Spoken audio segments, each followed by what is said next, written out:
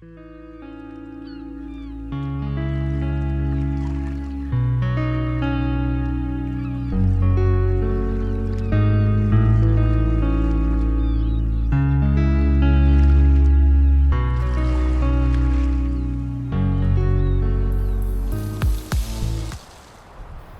Herineldo Marquez was the first to perceive the emptiness of the war. In his position as civil and military leader of Macondo, he would have telegraphic conversations twice a week with Colonel Aureliano Buendia. At first, those exchanges would determine the course of a flesh and blood war, the perfectly defined outlines of which told them at any moment the exact spot where it was, and the prediction of its future direction. Although he never let himself be pulled into the area of confidences, not even by his closest friends, Colonel Aureliano Buendia still had at that time the familiar tone that made it possible to identify him at the other end of the wire. Many times he would prolong the talks beyond the expected limit and let them drift into comments of a domestic nature. Little by little, however, and as the war became more intense and widespread, his image was fading away into a universe of unreality. The characteristics of his speech were more and more uncertain, and they came together and combined to form words that were gradually losing all meaning. Colonel Herineldo Marquez limited himself then to just listening, burdened by the impression that he was in telegraphic contact with a stranger from another world. "I understand, Aureliano," he would conclude on the key. "Long live the Liberal Party." He finally lost all contact with the war. What in other times had been a real activity, an irresistible passion of his youth, became a remote point of reference for him. An emptiness. His only refuge was Amaranta's sewing room. He would visit her every afternoon. He liked to watch her hands as she curled frothy petticoat cloth in the machine that was kept in motion by Remedios' beauty. They spent many hours without speaking, content with their reciprocal company. But while Amaranta was inwardly pleased in keeping the fire of his devotion alive, he was unaware of the secret designs of that indecipherable heart. When the news of his return reached her, Amaranta had been smothered by anxiety. But when she saw him enter the house in the middle of Colonel Aureliano Buendia's noisy court, and she saw how he had been mistreated by the rigors of exile, made old by age and oblivion, dirty with sweat and dust, smelling like a herd, ugly, with his left arm in a sling, she felt faint with disillusionment. My God, she thought, this wasn't the person I was waiting for.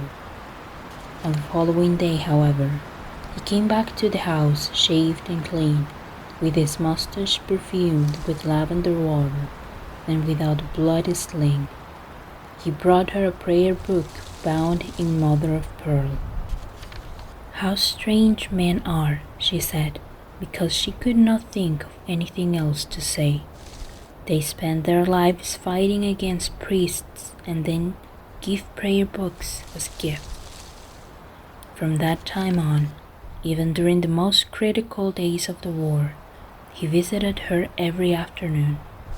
Many times, when Remedios the Beauty was not present, it was he who turned the wheel on the sewing machine. Amaranta felt upset by the perseverance, the loyalty, the submissiveness of that man who was invested with so much authority and who nevertheless took off his sidearms in the living room so that he could go into the sewing room without weapons. But for 4 years he kept repeating his love, and she would always find a way to reject him without hurting him, for even though she had not succeeded in loving him, she could no longer live without him. Remedios the Beauty, who seemed indifferent to everything and who was thought to be mentally retarded, was not insensitive to so much devotion, and she intervened in Colonel Herineldo Marquez's favor, Amaranta suddenly discovered that the girl she had raised, who was just entering adolescence, was already the most beautiful creature that had even been seen in Macondo. She felt reborn in her heart the rancor that she had felt in other days for Rebecca, and begging God not to impel her into the extreme state of wishing her dead, she banished her from the sewing room. It was around that time that Colonel Herineldo Marquez began to feel the boredom of the war. He summoned his reserves of persuasion, his proud and repressed tenderness, ready to give up for Amaranta a glory that had cost him the sacrifice of his best years. But he could not succeed in convincing her. One August afternoon, overcome by the unbearable weight of her own obstinacy, Amaranta locked herself in her bedroom to weep over her solitude unto death after giving her final answer to her tenacious suitor. "Let's forget about each other forever," she told him. "We're too old for this sort of thing now." Colonel Herineldo Marquez had a telegraphic call from Colonel Aureliano Buendia that afternoon. It was a routine conversation which was not going to bring about any break in the stagnant war. At the end, Colonel Herineldo Marquez looked at the desolate streets, the crystal water on the almond trees, and he found himself lost in solitude. "Aureliano," he said sadly on the key, "it's raining in Macondo." There was a long silence on the line. Suddenly the apparatus jumped with the pitiless letters from Colonel Aureliano Buendia. "Don't be a jackass, Herineldo," the signal said. "It's natural for it to be raining in August." They had not seen each other for such a long time that Colonel Herineldo Marquez was upset by the aggressiveness of the reaction. 2 months later, however, when Colonel Aureliano Buendia returned to Macondo, his upset was changed to stupefaction. Even Ursula was surprised at how much he had changed. He came with no noise, no escort, wrapped in a cloak in spite of the heat, and with 3 mistresses whom he installed in the same house, where he spent most of his time lying in a hammock. He scarcely read the telegraphic dispatches that reported routine operations. On one occasion, Colonel Herineldo Marquez asked him for instructions for the evacuation of a spot on the border where there was a danger that the conflict would become an international affair. "Don't bother me with trifles," he ordered him. "Consult divine providence." It was perhaps the most critical moment of the war. The liberal landowners, who had supported the revolution in the beginning, had made secret alliances with the conservative landowners in order to stop the revision of property titles. The politicians who supplied funds for the war from exile had publicly repudiated the drastic aims of Colonel Aureliano Buendia, but even that withdrawal of authorization did not seem to bother him.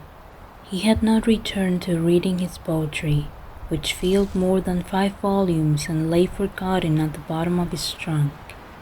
At night, or at siesta time, he would call one of his women to his hammock and obtain a rudimentary satisfaction from her, and then he would sleep like a stone that was not concerned by the slightest indication of worry.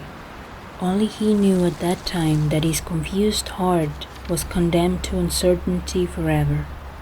At first, intoxicated by the glory of his return, by his remarkable victories, he had peeped into the abyss of greatness.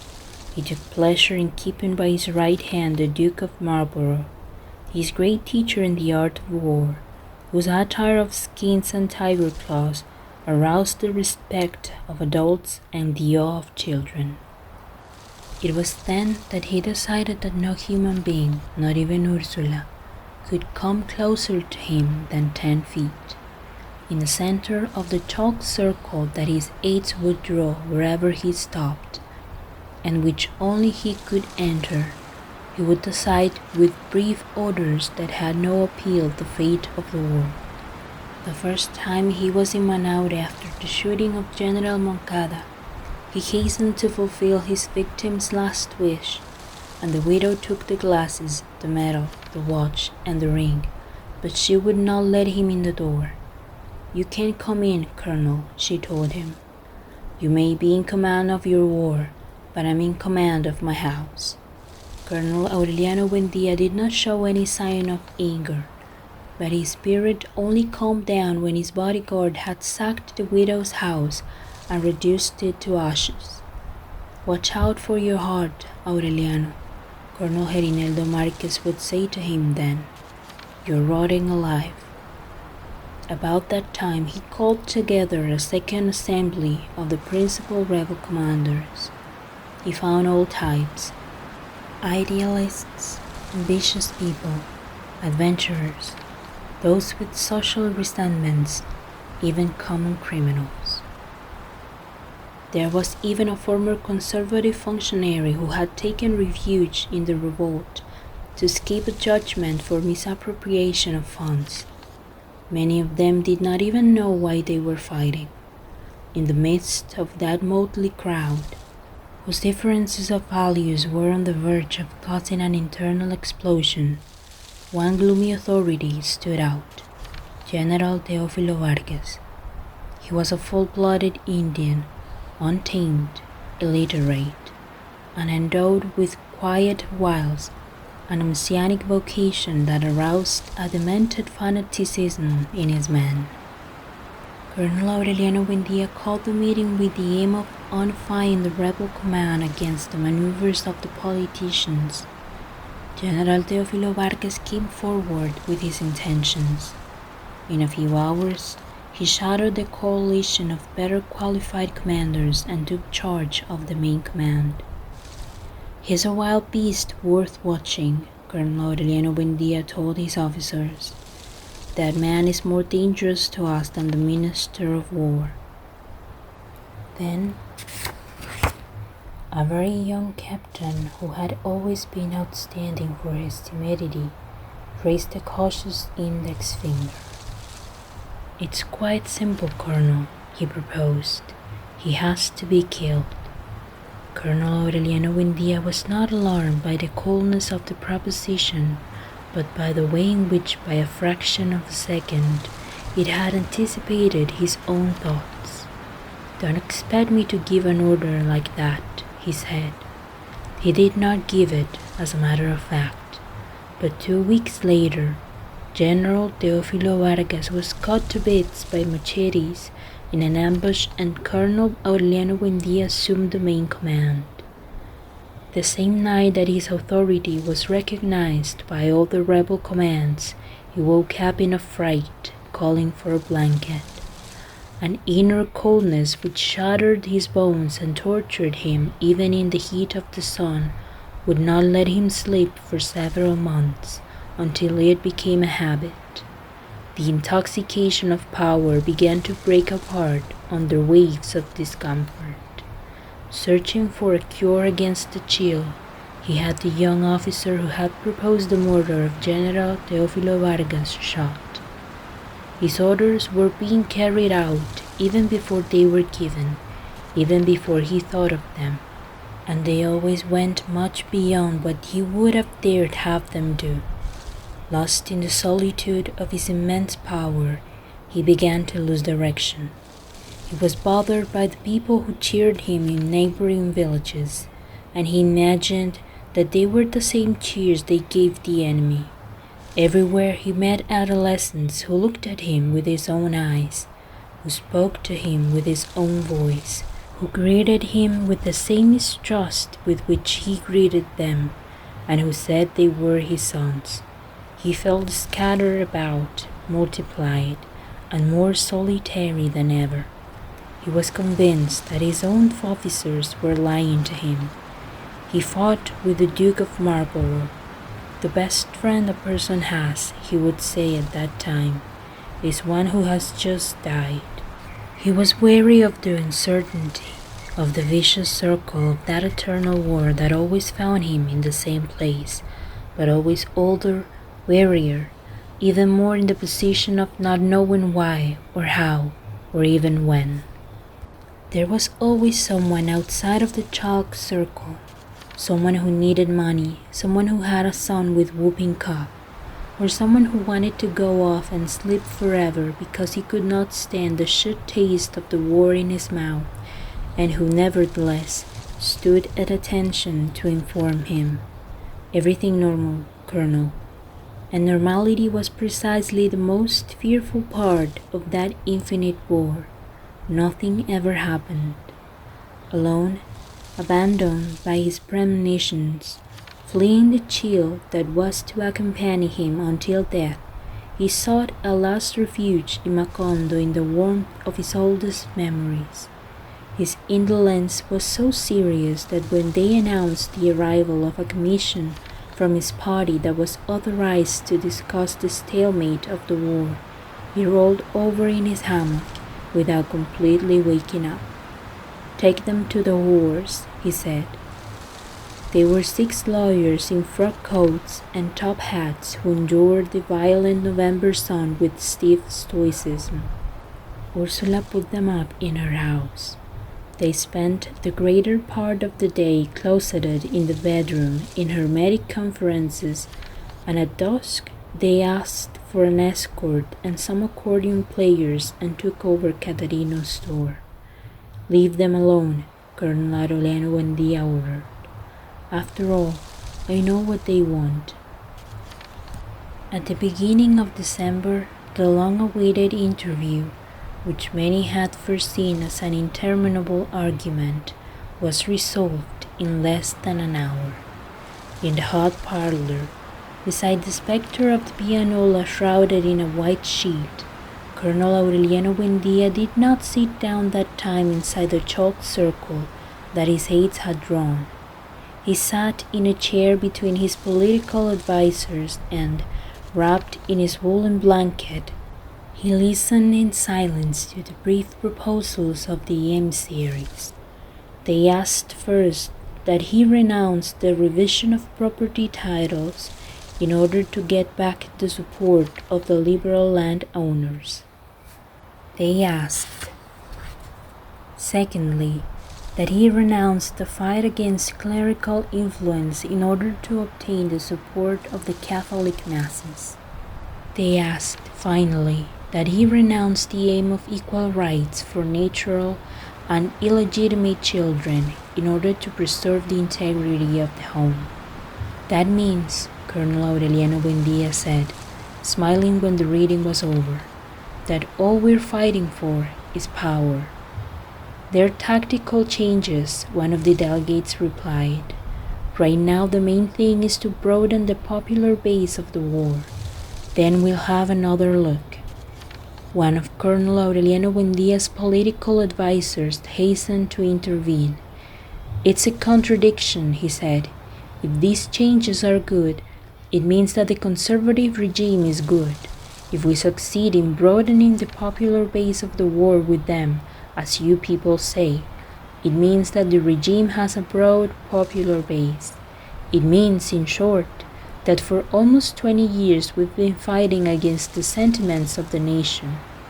He was going to go on, but Colonel Aureliano Buendia stopped him with a signal. "Don't waste your time, Doctor," he said. "The important thing is that from now on we'll be fighting only for power." Still smiling, he took the documents the delegates gave him and made ready to sign them. "Since that's the way it is," he concluded, "we have no objection to accepting." His men looked at one another in consternation. "Excuse me, Colonel," Colonel Herineldo Marquez said softly, "but this is a betrayal." Colonel Aureliano Buendia held the inked pen in the air and discharged the whole weight of his authority on him. "Surrender your weapons," he ordered. Colonel Herineldo Marquez stood up and put his sidearms on the table. "Report to the barracks," Colonel Aureliano Buendia ordered him. "Put yourself at the disposition of the Revolutionary Court." Then he signed the declaration and gave the sheets of paper to the emissaries, saying to them, "Here are your papers, gentlemen. I hope you can get some advantage out of them." 2 days later, Colonel Herineldo Marquez, accused of high treason, was condemned to death. Lying in his hammock, Colonel Aureliano Buendia was insensible to the pleas for clemency. On the eve of the execution, disobeying the orders not to bother him, Ursula visited him in his bedroom. Encased in black, invested with a rare solemnity, she stood during the 3 minutes of the interview. "I know that you are going to shoot Herineldo," she said calmly, "and that I can't do anything to stop it. But I give you one warning. As soon as I see his body, I swear to you by the bones of my father and mother, by the memory of José Arcadio Buendia, I swear to you before God that I will drag you out from wherever you're hiding and kill you with my own 2 hands." Before leaving the room, without waiting for any reply, she concluded, "It's the same as if you'd been born with the tail of a pig." During that interminable night, while Colonel Herineldo Marquez thought about his dead afternoons in Amaranta's sewing room, Colonel Aureliano Buendia scratched for many hours, trying to break the hard shell of his solitude. His only happy moments, since that remote afternoon when his father had taken him to see eyes, had taken place in his silver workshop, where he passed the time putting little goldfishes together. He had had to start 32 wars, and had to violate all of his pacts with death and wallow like a hog in the dung heap of glory in order to discover the privileges of simplicity almost 40 years late. At dawn, worn out by the tormented vigil, he appeared in the cell an hour before the execution. "The farce is over, old friend," he said to Colonel Herineldo Marquez. "Let's get out of here before the mosquitoes in here execute you." Colonel Herineldo Marquez could not repress the disdain that was inspired in him by that attitude. "No, Aureliano," he replied. "I'd rather be dead than see you changed into a bloody tyrant." "You won't see me," Colonel Aureliano Buendia said. "Put on your shoes and help me get this shitty war over with." When he said it, he did not know that it was easier to start a war than to end one. It took him almost a year of fierce and bloody effort to force the government to propose conditions of peace favorable to the rebels, and another year to convince his own partisans of the convenience of accepting them. He went to inconceivable extremes of cruelty to put down the rebellion of his own officers, who resisted and called for victory, and he finally relied on enemy forces to make them submit. He was never a greater soldier than at that time. The certainty that he was finally fighting for his own liberation and not for abstract ideals, for slogans that politicians could twist left and right according to the circumstances, filled him with an ardent enthusiasm.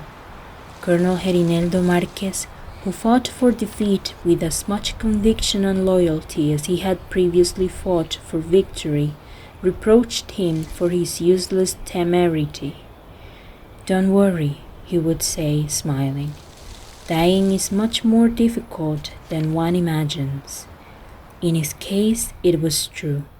The certainty that his day was assigned gave him a mysterious immunity, an immortality for a fixed period that made him invulnerable to the risks of war, and in the end permitted him to win a defeat that was much more difficult, much more bloody and costly than victory. In almost 20 years of war, Colonel Aureliano Buendia had been at his house many times, but the state of urgency with which he always arrived, the military retinue that accompanied him everywhere, the aura of legend that glowed about his presence and of which even Ursula was aware, changed him into a stranger in the end. The last time he was in Macondo and took a house for his 3 concubines, he was seen in his own house only on 2 or 3 occasions when he had the time to accept an invitation to dine. Remedios the Beauty and the twins, born during the middle of the war, scarcely knew him. Amaranta could not reconcile her image of the brother who had spent his adolescence making little gold fishes with that of the mythical warrior who had placed a distance of 10 feet between himself and the rest of humanity. But when the approach of the armistice became known and they thought that he would return changed back into a human being, delivered at last for the hearts of his own people, the family feelings, dormant for such a long time, were reborn stronger than ever. "We'll finally have a man in the house again," Ursula said. Amaranta was the first to suspect that they had lost him forever. 1 week before the armistice, when he entered the house without an escort, preceded by 2 barefoot orderlies who deposited on the porch the saddle from the mule and the trunk of poultry, all that was left of his former imperial baggage, she saw him pass by the sewing room and she called to him. Colonel Aureliano Buendia had trouble recognizing her. "It's Amaranta," she said good-humoredly, happy at his return, and she showed him the hand with the black bandage. "Look." Colonel Aureliano Buendia smiled at her the same way as when he had first seen her, with the bandage on that remote morning when he had come back to Macondo condemned to death. "How awful," he said, "the way time passes. The regular army had to protect the house. He arrived amid the insults spat upon, accused of having accelerated the war in order to sell it for a better price. He was trembling with fever and cold, and his armpits were studded with sores again. 6 months before, when she had heard talk about the armistice, Ursula had opened up and swept out the bridal chamber and had burned myrrh in the corners, thinking that he would come back ready to grow old slowly among Remedios' musty dolls. But actually, during the last 2 years he had paid his final dues to life, including growing old. When he passed by the silver shop, which Ursula had prepared with special diligence, he did not even notice that the keys were in the lock. He did not notice the minute, tearing destruction that time had wreaked on the house and that, after such a prolonged absence, would have looked like a disaster to any man who had kept his memories alive.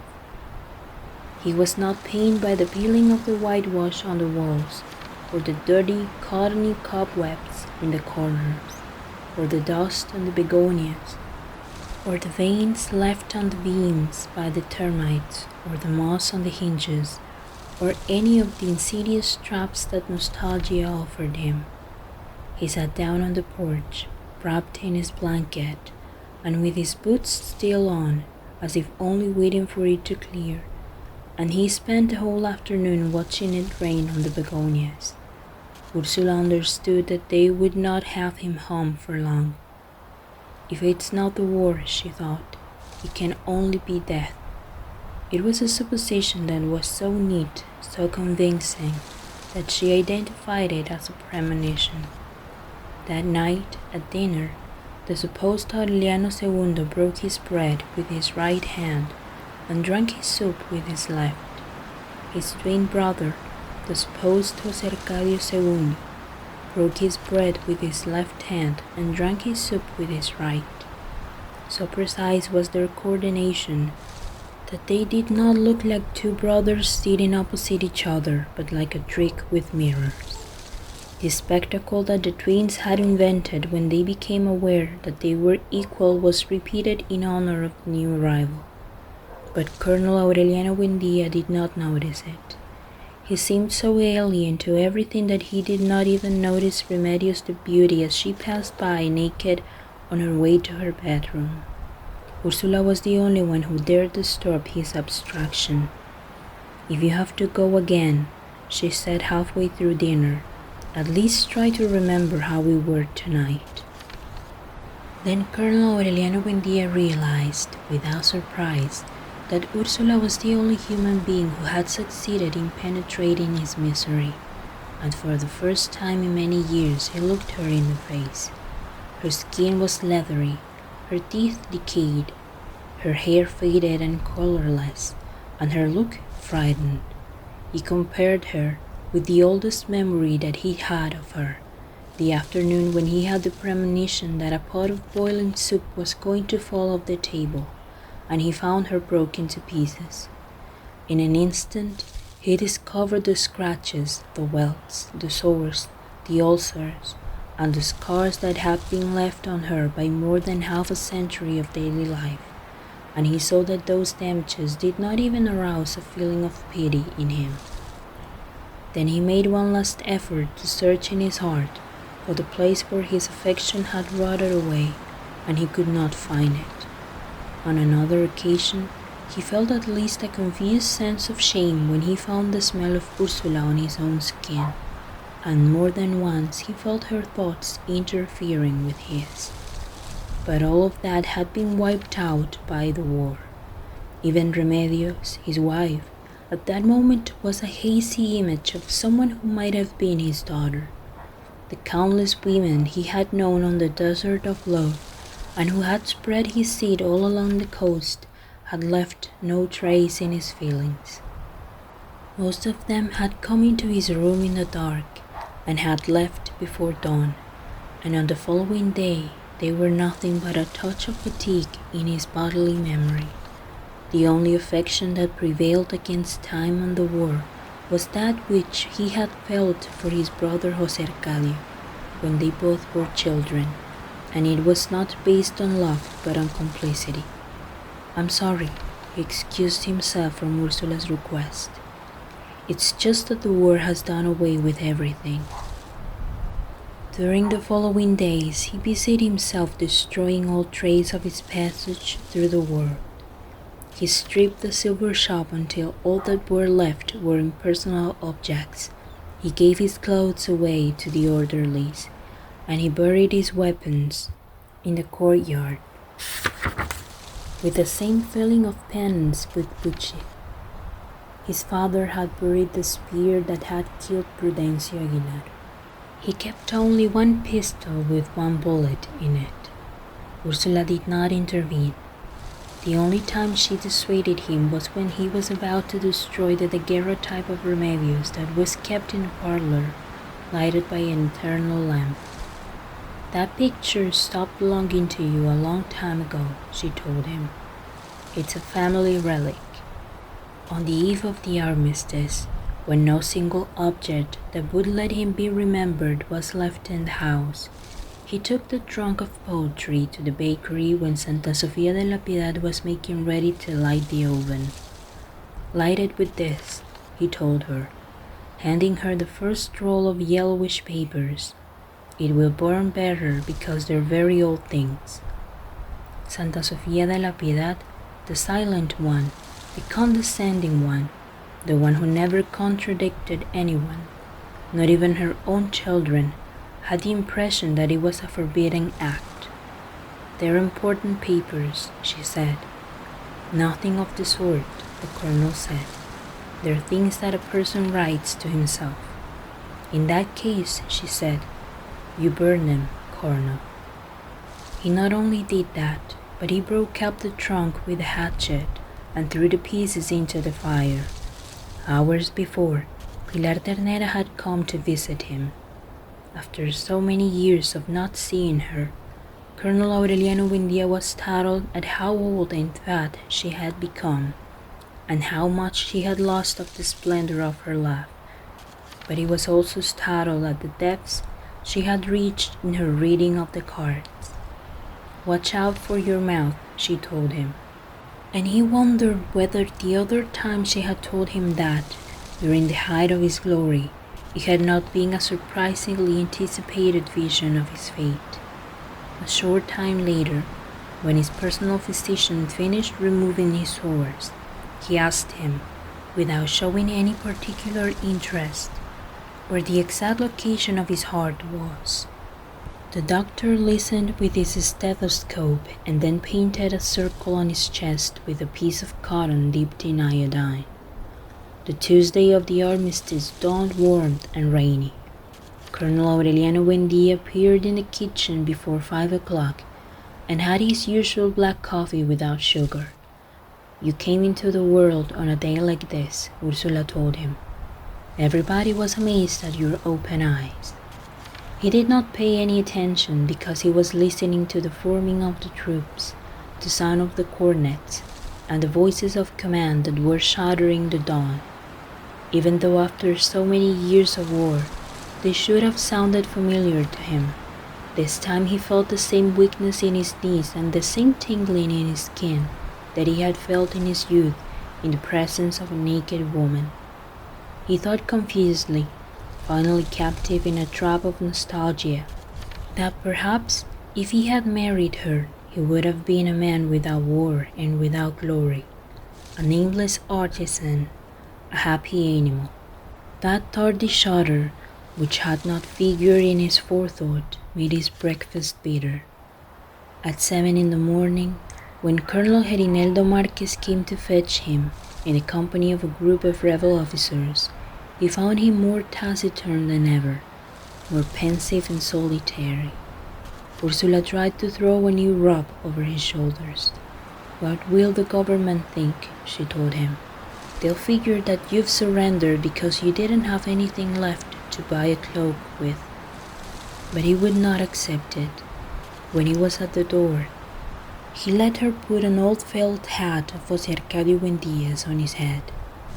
"Aureliano," Ursula said to him then, "promise me that if you find that it's a bad hour for you there, that you'll think of your mother." He gave her a distant smile, raising his hand with all his fingers extended, and without saying a word, he left the house and faced the shouts, insults, and blasphemies that would follow him until he left the town. Ursula put the bar on the door, having decided not to take it down for the rest of her life. "We'll rot in here," she thought. "We'll turn to ashes in this house without men, but we won't give this miserable town the pleasure of seeing us weep." She spent the whole morning looking for a memory of her son in the most hidden corners, but she could find none. The ceremony took place 15 miles from Macondo, in the shade of a gigantic ceiba tree, around which the town of Neerlandia would be founded later. The delegates from the government and the party and the commission of the rebels who were laying down their arms were served by a noisy group of novices in white habits who looked like a flock of doves that had been frightened by the rain. Colonel Aureliano Buendía arrived on a muddy mule. He had not shaved, more tormented by the pain of the sores than by the great failure of his dreams, for he had reached the end of all hope, beyond glory and the nostalgia of glory. In accordance with his arrangements, there was no music, no fireworks, no pealing bells, no shouts of victory, or any other manifestation that might alter the mournful character of the armistice. An itinerant photographer, who took the only picture of him that could have been preserved, was forced to smash his plates without developing them. The ceremony lasted only the time necessary to sign the documents. Around the rustic table placed in the center of a patched circus tent, where the delegates sat, were the last officers who were faithful to Colonel Aureliano Buendía. Before taking the signatures, the personal delegate of the President of the Republic tried to read the act of surrender aloud, but Colonel Aureliano Buendía was against it. "Let's not waste time on formalities," he said, and prepared to sign the papers without reading them. One of his officers then broke the soporific silence of the tent. "Colonel," he said, "please do us the favor of not being the first to sign." Colonel Aureliano Buendía acceded. When the documents went all around the table, in the midst of a silence that was so pure that one could have deciphered the signatures from the scratching of the pen on the paper. The first line was still blank. Colonel Aureliano Buendia prepared to fill it. "Colonel," another of his officers said, "there's still time for everything to come out right." Without changing his expression, Colonel Aureliano Buendia signed the first copy. He had not finished signing the last one when a rebel colonel appeared in the doorway leading a mule carrying 2 chests. In spite of his extreme youth, he had a dry look and a patient expression. He was the treasurer of the revolution in the Macondo region. He had made a difficult journey of 6 days, pulling along the mule, who was dying of hunger, in order to arrive at the armistice on time. With an exasperating parsimony, he took down the chests, opened them, and placed on the table, one by one, 72 gold bricks. Everyone had forgotten about the existence of that fortune. In the disorder of the past year, when the Central Command fell apart and the revolution degenerated into a bloody rivalry of leaders, it was impossible to determine any responsibility. The gold of the revolution, melted into blocks that were then covered with baked clay, was beyond all control. Colonel Aureliano Buendia had the 72 gold bricks included in the inventory of surrender, and closed the ceremony without allowing any speeches. The filthy adolescent stood opposite him, looking into his eyes with his own calm, syrup-colored eyes. "Something else?" Colonel Aureliano Buendia asked him. The young colonel tightened his mouth. "The receipt," he said. Colonel Aureliano Buendia wrote it out in his own hand. Then he had a glass of lemonade and a piece of biscuit that the novices were passing around, and retired to a field tent which had been prepared for him in case he wished to rest. There he took off his shirt, sat on the edge of the cot, and at 3:15 in the afternoon took his pistol and shot himself in the iodine circle that his personal physician had painted on his chest. At that moment, in Macondo, Ursula took the cover off the pot of milk on the stove, wondering why it was taking so long to boil, and found it full of worms. "They've killed Aureliano," she exclaimed. She looked toward the courtyard, obeying a habit of her solitude, and then she saw Arcadio Buendia, soaking wet and sad in the rain, and much older than when he had died. "They shot him in the back," Ursula said more precisely, and no one was charitable enough to close his eyes. At dusk, through her tears, she saw the swift and luminous discs that crossed the sky like an exhalation, and she thought that it was a signal of death. She was still under the chestnut tree, sobbing at her husband's knees, when they brought in Colonel Aureliano Buendia, wrapped in a blanket that was stiff with dry blood and with his eyes open in rage. He was out of danger. The bullet had followed such a neat path that the doctor was able to put a cord soaked in iodine in through the chest and withdraw it from the back. "That was my masterpiece," he said with satisfaction. It was the only point where a bullet could pass through without harming any vital organ. Colonel Aureliano Buendia saw himself surrounded by charitable novices who intoned desperate psalms for the repose of his soul, and then he was sorry that he had not shot himself in the roof of the mouth, as he had considered doing if only to mock the prediction of Pilar Ternero. "If I still had the authority," he told the doctor, "I'd have you shot out of hand, not for having saved my life, but for having made a fool of me." The failure of his death brought back his lost prestige in a few hours. The same people who invented the story that he had sold the war for a room with walls made of gold bricks defined the attempt at suicide as an act of honor and proclaimed him a martyr. Then, when he rejected the Order of Merit awarded him by the President of the Republic, Even his most bitter enemies filed through the room asking him to withdraw recognition of the armistice and to start a new war. The house was filled with gifts meant as amends. Impressed finally by the massive support of his former comrades in arms, Colonel Aureliano Buendia did not put aside the possibility of pleasing them. On the contrary, at a certain moment he seemed so enthusiastic with the idea of a new war that Colonel Herineldo Marquez thought that he was only waiting for a pretext to proclaim it.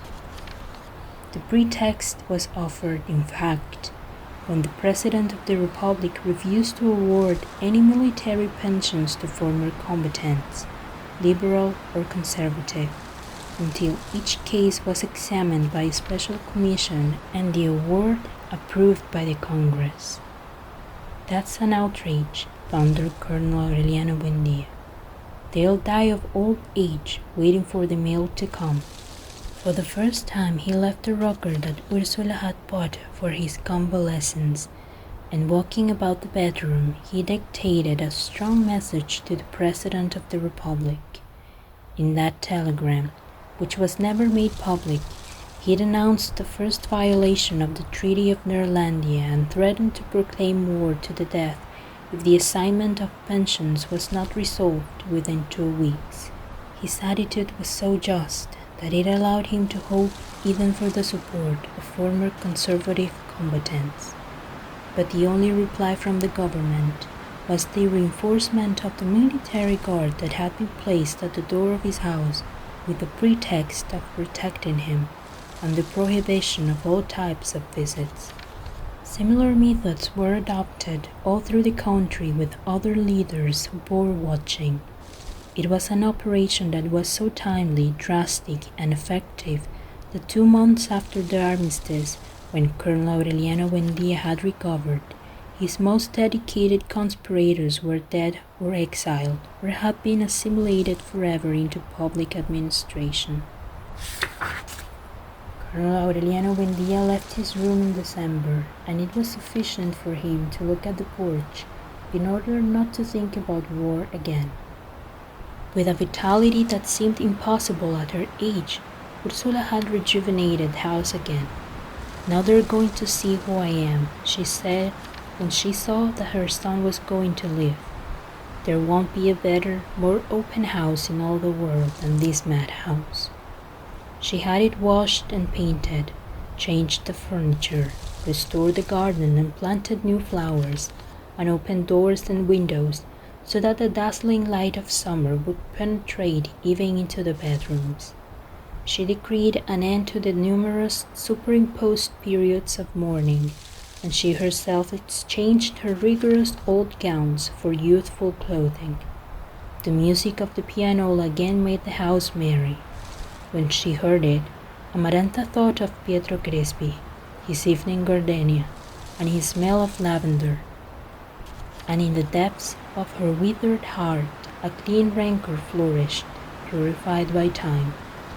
One afternoon, when she was trying to put the parlor in order, Ursula asked for the help of the soldiers who were guarding the house. The young commander of the guard gave them permission. Little by little, Ursula began assigning them new chores. She invited them to eat, gave them clothing and shoes, and taught them how to read and write. When the government withdrew the ward, one of them continued living in the house and was in her service for many years. On New Year's Day, driven mad by rebuffs from Remedios the Beauty, the young commander of the guard was found dead under her window.